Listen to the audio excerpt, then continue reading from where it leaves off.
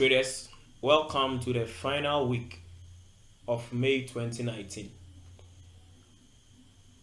For this week, we'll be having the NZDUSD, the NZDJPY, and the gold on the watch list, and a recap of two of last week's trade ideas on the EUR/USD and the USD/CHF. I've taken USDJPY out because it has formed a bearish pattern already. It went right up as predicted, but it fell back shortly. For the EUR/USD, one of the instances was for price to bounce off this area, which is support, and it did that on Thursday and Friday. Now there is more room for an upwards movement till this resistance level where it could break.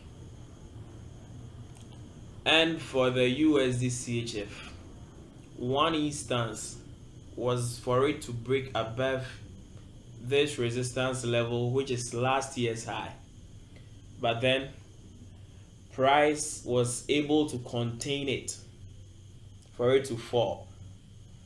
Now this is the next support level for the USD/CHF, where a break would also be very likely. Now to this week's pairs, we have the NZDUSD, which I talked about 2 weeks ago, same as gold, which I also talked about 2 weeks ago.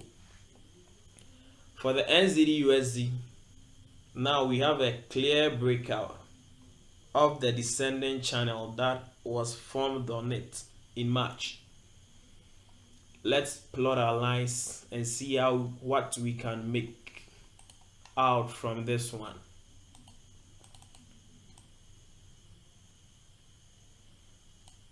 This one right here is a support level, and this is a resistance level, which is former support obviously. And I have another resistance level here, which I wouldn't keep because it's far away.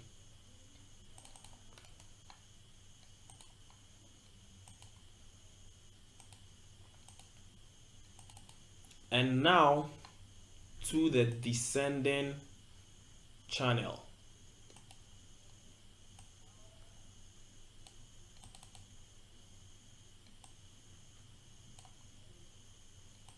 My descending channel support placed here, where you have 3 rough touches, and my descending channel resistance, which was broken on Friday.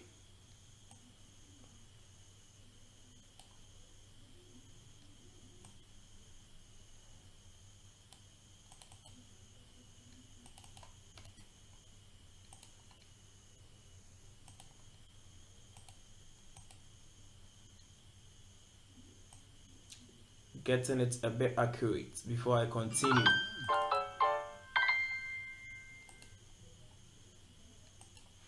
It looks pretty good on the 4-hour time frame. There has been a clear breakout of the descending channel resistance.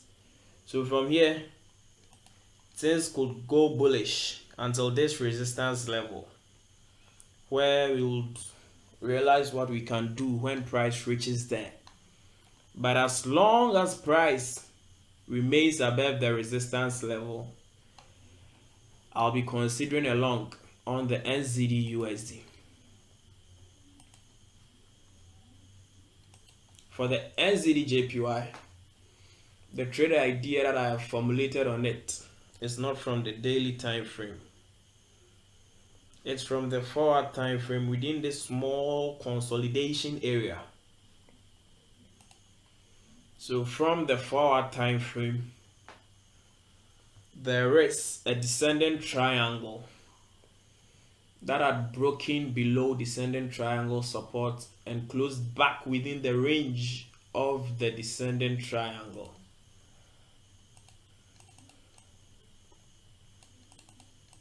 So this is the long-term support level, which also serves as descending triangle support. And this is the resistance.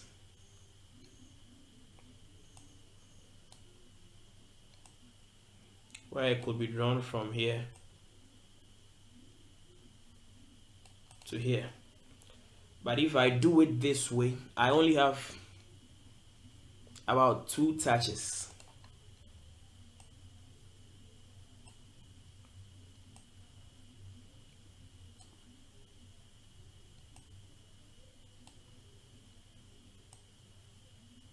But this one gives me roughly 4 touches, which provides some sort of accuracy. So for the NZDJPY, the instances are that it will break back below the support level, or this close back within range could be a false break.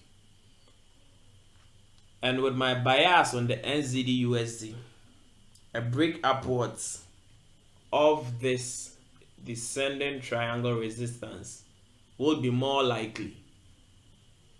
So for the NZDJPY, I am a bit unsure for now. And for the gold trade idea, this one is just a heads up. Back within 2 weeks ago, I appointed this formation on it as a wedge, but it broke the wedge strongly, so I couldn't even consider an entry and fell back. Many traders considered this as a false break, that the bullish candlestick took off for a reasonable amount of pips. So I wouldn't consider that one as a false break. But for the new pattern that has formulated on it, it looks like it's a bullish flag, which has 2 touches of resistance.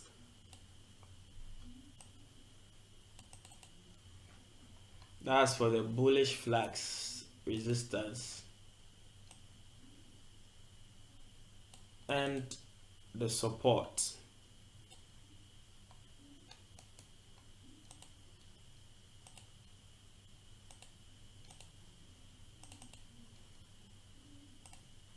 So this is a bit tricky. It can be considered a bullish flag, a valid one, only when it breaks above this resistance level.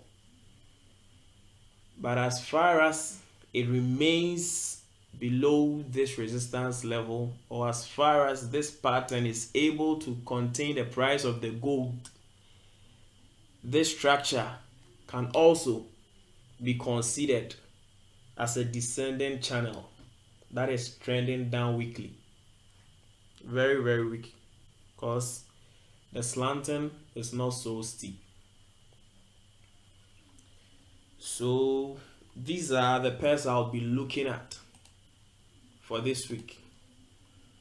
But the pattern on the NZDUSD is my most favored one.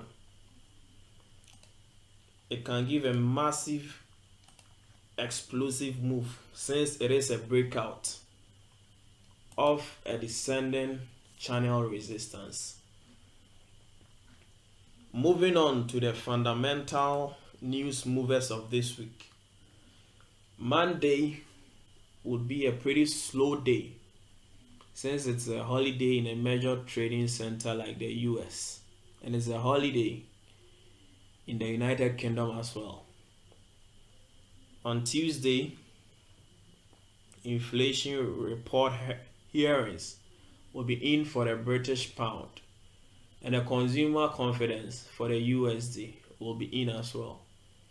On Wednesday, Reserve Bank of New Zealand governor speaks, which will be affecting the NZD. There's news for the euro as well, and another high impact news for the Canadian dollar. Also on Thursday, another one for the NZD, and Thursday will be a pretty volatile one for the USD, where there is GDP announcement, pending home sales, and the normal crude oil inventories. I must also note that this news affects the CAD as well. I missed one on the Switzerland franc. It's actually a holiday, it's no news. And on Friday, we would end with a manufacturing PMI and GDP from Canada. News that will be affecting the Chinese yuan will be affecting the Australian dollar and the New Zealand dollar as well. So this is it for the coming week. I wish you a profitable trading week.